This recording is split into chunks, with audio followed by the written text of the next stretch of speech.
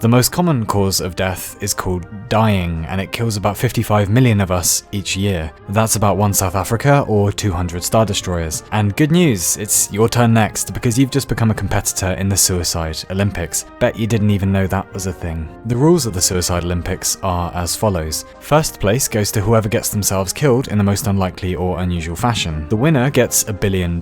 Now, this isn't like Zimbabwe dollars or something, this is hard American moolah. Obviously, if you win, you're dead, so you don't get the money personally, your family does, so let's just pretend you give a shit about your family for a minute, yeah?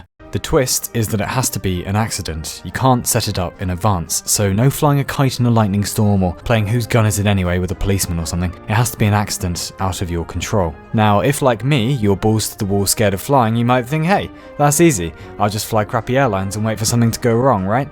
No. The odds of being in a fatal plane crash are about 1 in 11 million, meaning if you flew every single day, you'd need to live about 30,000 years to actually get into an accident. So that's not going to butter any parsnips, is it? Well, next best thing then, you could become an astronaut. It's about a 1 in 100 chance of dying on launch. I mean, that sounds a lot better, but considering you'll need at least a master's degree, practically perfect health, and testicles made entirely of steel, that does sound like a bit too much work. Alright then, bungee jumping maybe? About 1 in 100,000 chance of dying. Mountain climbing?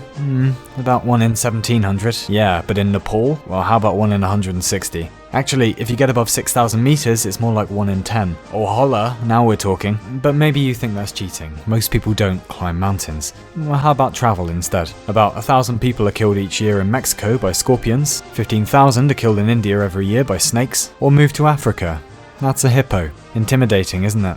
Well, yes it is. Hippos belong to the pachyderm family, which is in fact Latin for murder cow, and during a particularly bad year, they can kill upwards of 3,000 people. But still, your best chance of dying is probably just to live, because we suck at it.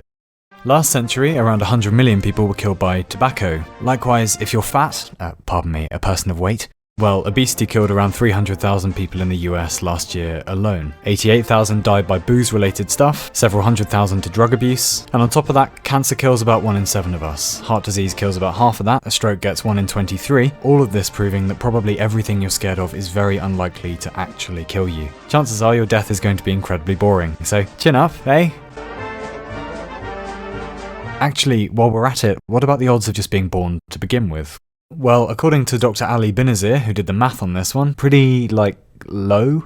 Assuming your parents socialised like normal humans, the probability of them meeting was about 1 in 20,000. The odds that they even had a kid, given global trends, about 1 in 2,000. Now, assuming they did meet, and your mum thought your dad wasn't a jerk, and he managed to ignore the fact that she considered the Star Wars prequels better than the originals, and they actually did the sexy times, the odds that you would be born of that sperm hooking up with that egg, in particular, are about 1 in 400.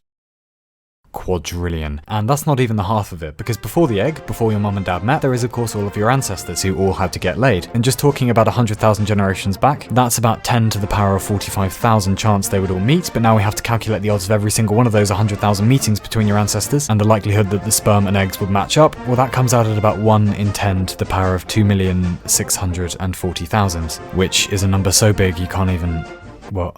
You know, like a bag of M&Ms? Well, it's a few trillion of those. Times by all the particles in the universe. Multiplied by Jabba the Hutt's waist measurement. With a cherry on top. It's pretty big, alright? All in all, flying is pretty safe, your death is going to be boring, and your birth was rarer than a fucking Mewtwo. Au revoir.